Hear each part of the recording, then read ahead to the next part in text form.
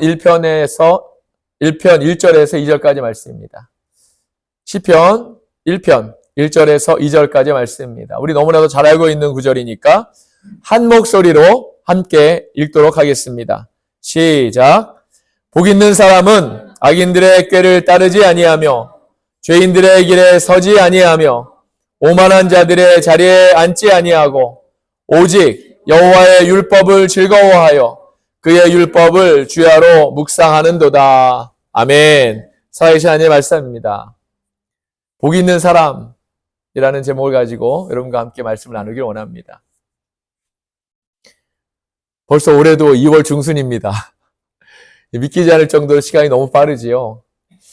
새해가 시작된 지 얼마 되지 않은 것 같은데 벌써 한 달하고도 2주째입니다. 3주 전에는 특별히 또한 한국의 설날이어서 우리가 이곳 먼 곳, 이국 땅에서도 떡국을 먹으면서 서로 새해 복 많이 받으세요. 새해 복 많이 받으세요. 이렇게 인사를 했던 것이 기억이 납니다.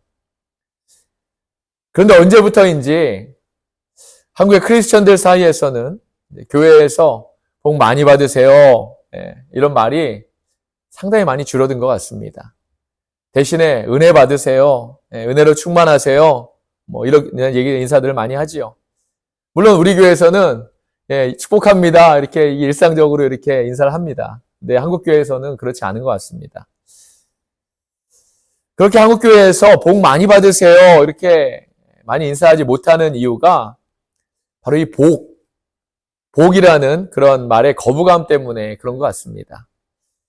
믿는 사람들이 왜 이렇게 복 받으라는 말, 너무나도 좋은 말이고 사실 우리가 복 많이 받아야 함에도 불구하고 이 말이 이렇게 쉽지 않은 말이 되어버렸는지 모르겠습니다. 살펴보니까 한국 교회에 유행했던 기복신앙 때문입니다. 왜 기복신앙인가? 제가 한번 보았더니 복을 기원하는 것이 그 신앙의 목적이 되기 때문에 그래서 기복신앙이라고 부르는 것이지요. 그런데 저는 개인적으로 그 의미가 좀 약하다고 생각합니다. 기복신앙은 우리가 복을 기원하는 것이 목적이 되는 것을 완전히 넘어서서 그 복이 그 사람의 모든 것의 기준이 되는 신앙이라고 생각합니다. 한국교회와 성도가 이렇게 그들의 삶의 복이 기준이 되어 있기 때문에 하나님을 사랑하는 마음과 또 경외하는 마음이 사라져버린 것이지요. 왜 그렇습니까, 여러분? 하나님께서 복을 주시면 좋아하고 여기서 말하는 복은 일이 잘 되는 건 말하죠. 또 복을 안 주시면 복을 하나님이 아닌 다른 곳에서 크리스천 중에 점주에 많이 다닌다는 이야기를 우리가 듣지 않습니까? 그런 곳에서 찾아다니기 때문이지요. 그런데 여러분, 성경은 하나님은 우리에게 복 주시기를 기뻐하시고 복 주시기를 원하신다고 분명히 말씀하고 있습니다. 성경 전체에서 끊임없이 우리에게 이야기하고 있는 것은 하나님은 우리에게 복 주시는 분이라는 점이지요. 제가 모세오경을 좀 깊이 또 읽고 또 알기 전에는 시편을 읽어 내려가는 것이 참 쉽지 않았습니다. 그 내용의 많은 부분이 여호와를 송축합니다. 우리 하나님을 기뻐합니다. 이러한 찬양의 시가 많지 않습니까? 또 보면 하나님께 막 한탄하는 내용들 이런 것들이 많습니다. 하나님 저 원수를 대신 갚아주세요. 저는 왜 이렇게 계속 힘든가요? 막 하나님께 한탄하지 않습니까? 찬송도 적당히 하면 되고 또 한탄을 왜 이렇게 하나님께 이렇게 막 밤낮 없이 이렇게 이야기하나? 그래서 그 내용을 제가 좀 무겁게 여기지 않았던 것 같습니다. 그런데 우리가 모세오경에 대해서 자세히 알게 되고 그 성경의 가치를 알게 되면 또 그리고 나서 이 책을 자세히 시편을 읽어 내려가면 보면 정말 우리를 향하신 하나님의 사랑이 얼마나 큰지를 깨닫게 됩니다.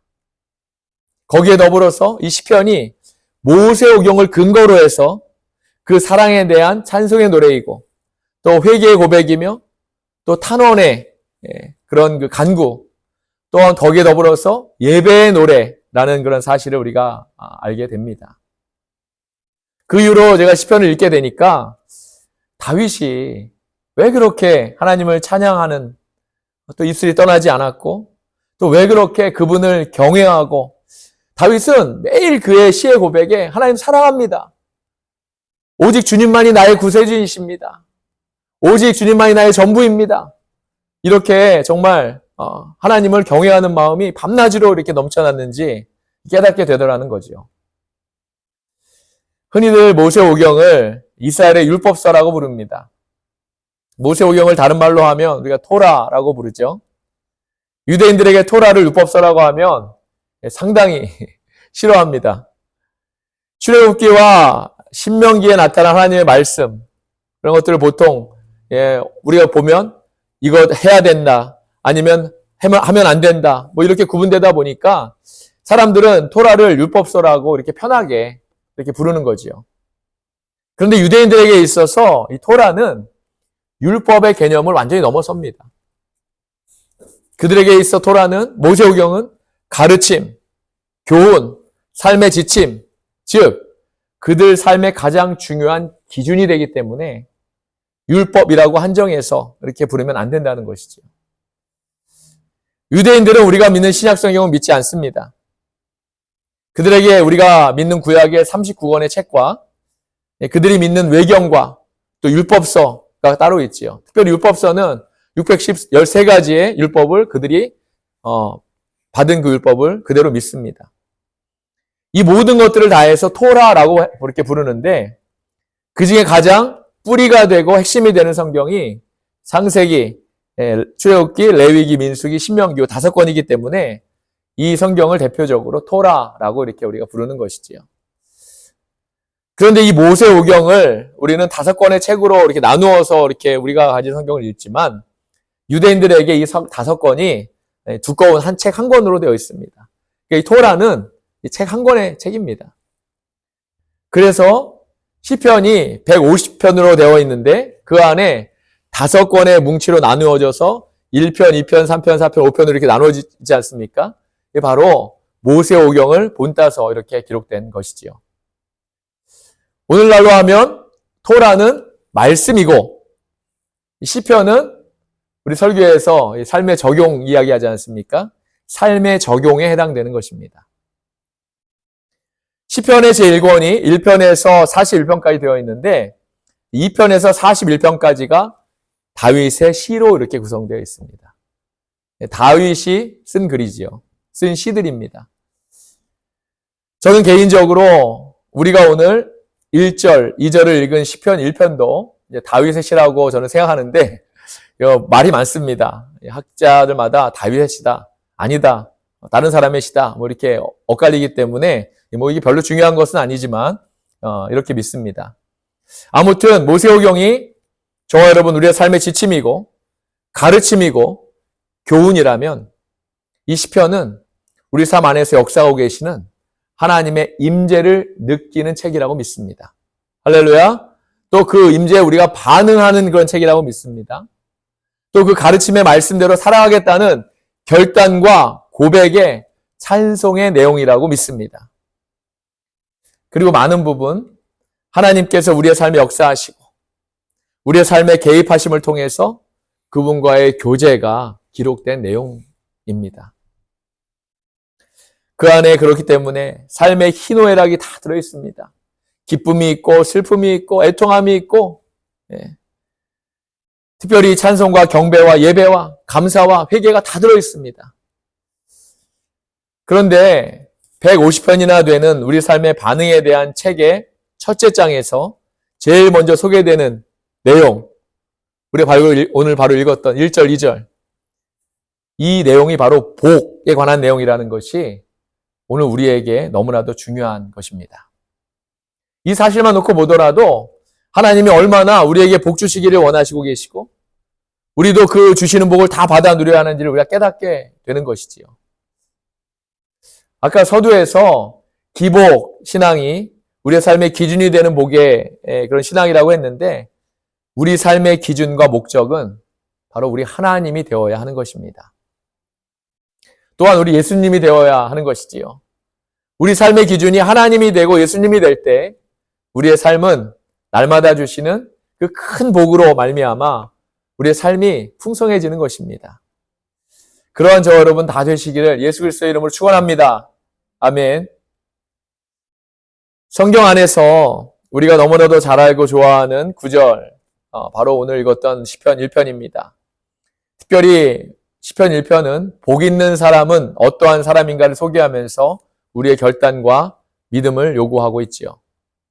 오늘 우리에게 주시는 하나님의 말씀을 통해서 저와 여러분 모두 복 있는 사람이 되시길 바랍니다. 먼저 본문의 내용을 살펴보기에 앞서서 토라에 대해서 우리가 좀 살펴보기를 원합니다. 하나님께서는 출애굽을 통해서 이스라엘 백성이 구원의 경험을 맛보게 하셨습니다. 영적인 의미로 애굽은 죄에 속박된 땅이고 그 땅에서 이스라엘 백성은 노예로 살았지 않았습니까?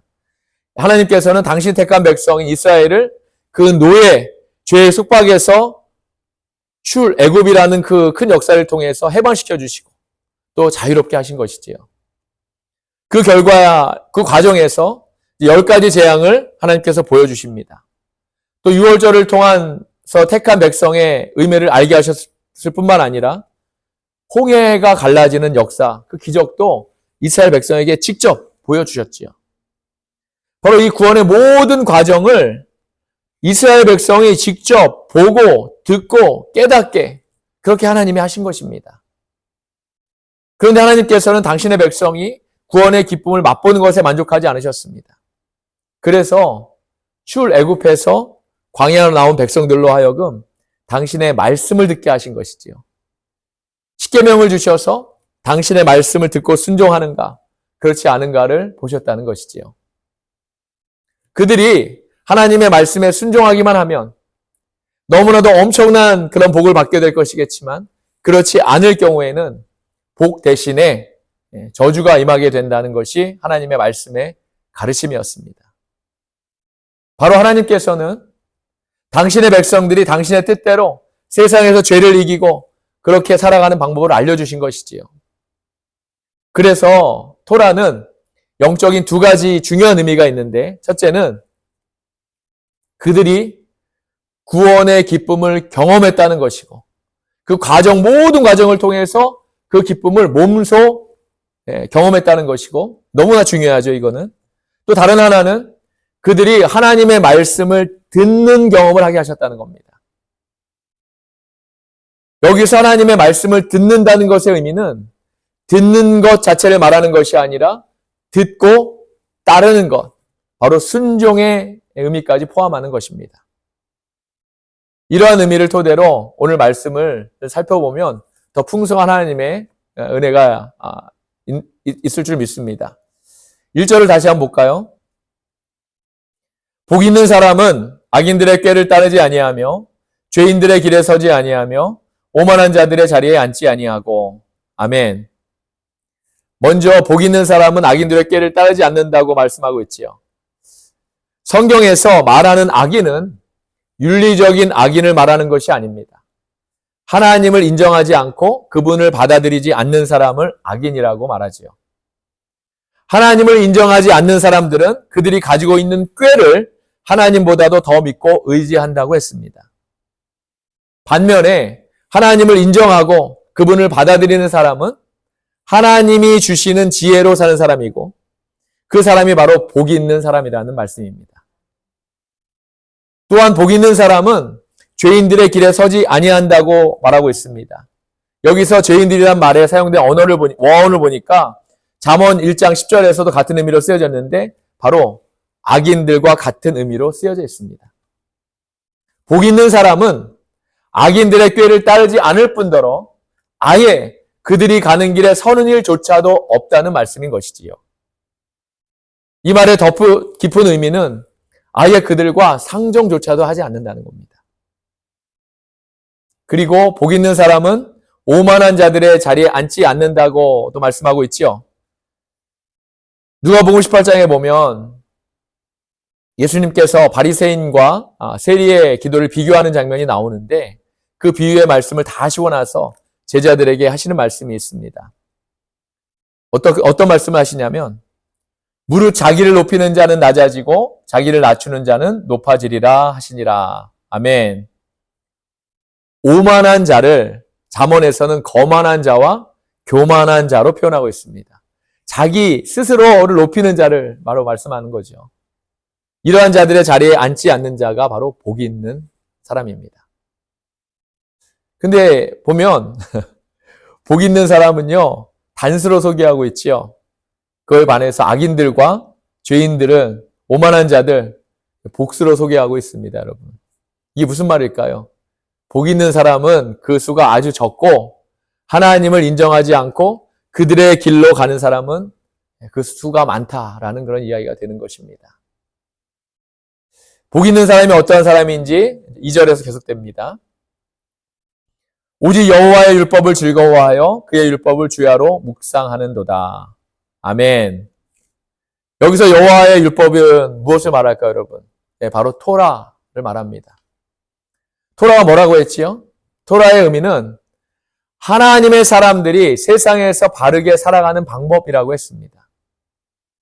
그리고 토라의 영적인 두 가지 의미가 있다고 했는데 하나님께서 그들로 하여금 구원의 기쁨을 경험하게 하신 것이고 하나님의 말씀을 듣고 순종하는 경험을 하게 하셨다고 했습니다.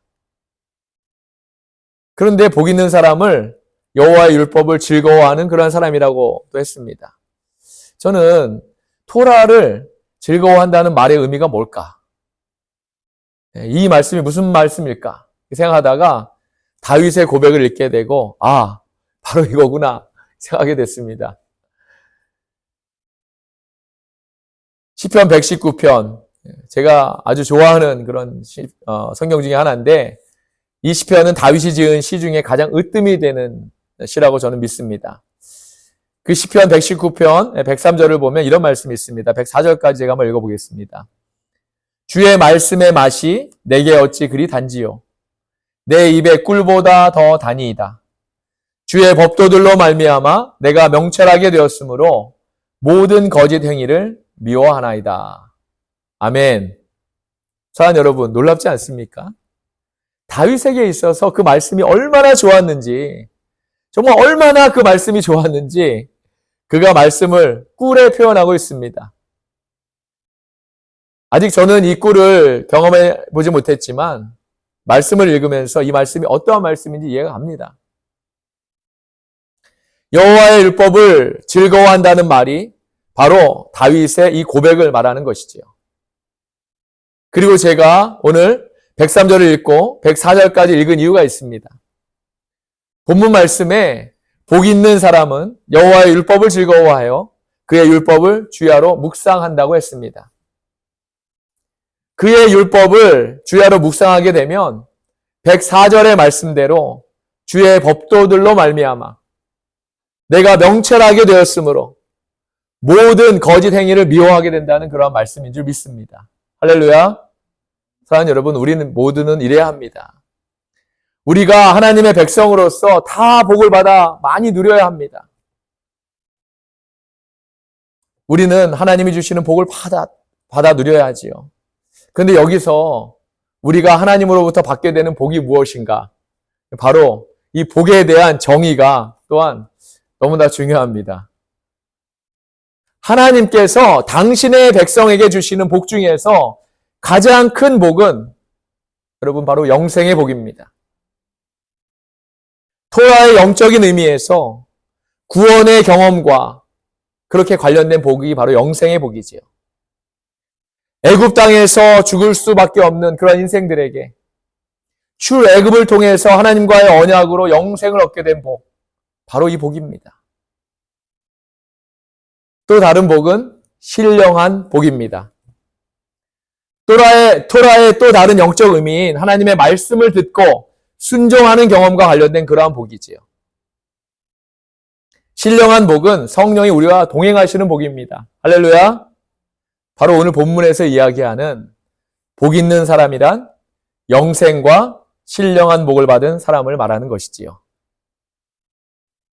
다시 한번 복 있는 사람은 여호와의 율법을 즐거워하여 그 율법을 주야로 묵상한다고 했는데 이 묵상이라는 단어를 우리가 굉장히 많이 오해하고 있습니다.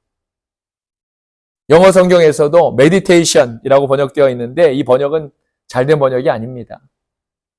묵상이란 말의 원어의 의미는 meditation과 완전히 다른 의미인데 중얼거리다, 신음하다, 부르짖다라는 그런 의미가 있습니다.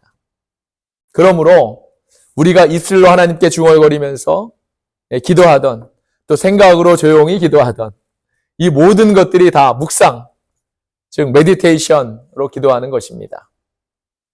여호수아서 1장 8절에 보면 이런 말씀이 있습니다. 이 율법책을 내 입에서 떠나지 말게 하며 주야로 그것을 묵상하여 그 안에 기록된 대로 다 지켜 행하라. 그리하면 네 길이 평탄하게 될 것이며 네가 형통하리라. 아멘. 모세가 죽고 나서 이스라엘 백성들은 가나안으로 끌고 들어가야 하는 그런 여호수아에게 임한 하나님의 말씀입니다. 여기서 묵상한다는 말도 본문에 묵상한다는 그런 의미와 같은 의미로 쓰였습니다. 그런데 여기서는 묵상으로 끝나지 않고 뭐라고 말씀하고 있습니까? 그 안에 기록된 대로 다 지켜 행하라 라고 이렇게 말씀하고 있지요. 사실은 묵상 기도 그 자체가 중요한 것이 아니고요, 여러분. 지켜 행하는 것까지가 중요한 것입니다. 이것이 바로 오늘 본문의 핵심입니다. 또한 이 말씀 안에 오늘날 교회들이 약해진 이유가 들어있고 크리스천의 삶이 하나님이 원하시는 삶으로 살아가지 못하는 그런 이유가 들어있습니다. 토라라고 하면 거부감이나 나에게는 별로 와닿지 않는 말이야 이렇게 생각하는 분이 계실 것 같아서 그냥 하나님의 말씀이라고 하겠습니다. 성경 전체의 말씀이 바로 이 토라 안에 요약되어 있기 때문에 토라를 하나님의 말씀이라고 표현하고 있는 겁니다. 오늘날 교회와 성도가 약해진 이유는 하나님의 말씀을 통해 예수를 믿음으로 말미암아 우리가 구원의 경험은 분명히 했는데 출애굽하고 나서 광야 교회를 통해서 하나님의 말씀에 순종하는 경험을 하라고 성경의 계시를 통해서 계속 그렇게 해서 말씀하고 계시는데도 우리가 그 말씀 깨닫지 못하고 우리가 구원의 경험만을 붙잡고 그 경험만 가지고 우리가 신앙생활하기 때문입니다. 그러한 면에서 다윗의 위대함이 오늘 또 소개되고 있습니다. 그는 하나님의 마음에 합한 자, 나의 사랑하는 종 다윗, 이렇게 하나님이 유일하게 부른 사람 아닙니까, 여러분? 하나님이 그를 이렇게 사랑한 이유는 그가 하나님을 너무나도 사랑하고 사모했기 때문입니다. 다윗에게 있어서 하나님은 그 삶의 전부였습니다. 그는 복 있는 사람이 어떠한 사람인지 분명히 알고 있었죠. 그래서 그는 복 있는 사람이었습니다. 하나님의 말씀을 너무나도 즐거워해서 심지어는 그 말씀이 꿀보다도 더 달아서 그 말씀을 밤낮으로 중얼거리면서 때로는 부르짖고 또 때로는 중얼거리면서 그렇게 그 말씀대로 행하고 순종했던 사람이었지요. 다윗처럼 살고 싶지 않으십니까, 여러분? 저는 다윗처럼 살고 싶습니다. 말씀을 정리합니다. 오늘 본문은 다윗의 신앙 고백입니다. 이 고백이 저와 여러분의 고백이 될 줄로 믿습니다, 여러분. 하나님의 말씀과 다윗의 고백이 이러한데도 오늘날 교회와 성도들은 정말 하나님의 말씀을 메디테이션 하는 데만 그치고 있습니다. 말씀을 잘못 이해해서 교회에서조차 그렇게 가르치고 있지요. 성경 전체에서 우리에게 이야기하고 있는 것은 계속 이야기하고 있는 것은 복 있는 사람은 여호수아서의 말씀대로 하나님의 말씀을 내 입에서 떠나지 말게 하며 주야로 그것을 묵상하여 그 안에 기록된 모든 것을 다 지켜 행하는 것입니다. 이것이 바로 복 있는 사람입니다. 사랑하는 여러분, 저는 저와 여러분이 전부 복 있는 사람이기를 진심으로 원합니다. 하나님의 말씀을 주야로 부르짖으며 그 말씀대로 순종하며 행하시는 여러분 모두가 되시기를 바랍니다. 하나님의 말씀을 메디테이션으로 끝나는 그런 신앙인이 되지 않기를 바랍니다. 시편 125편의 150편의 모든 내용처럼 날마다 저와 여러분의 입술에 찬송과 경배와 예배와 감사와 회개가 끊이지 않기를 바랍니다. 그러한 저와 여러분 모두 복 있는 사람이 다 되시기를 다시 한번 예수 그리스도 이름으로 축원합니다. 축복합니다. 기도하겠습니다.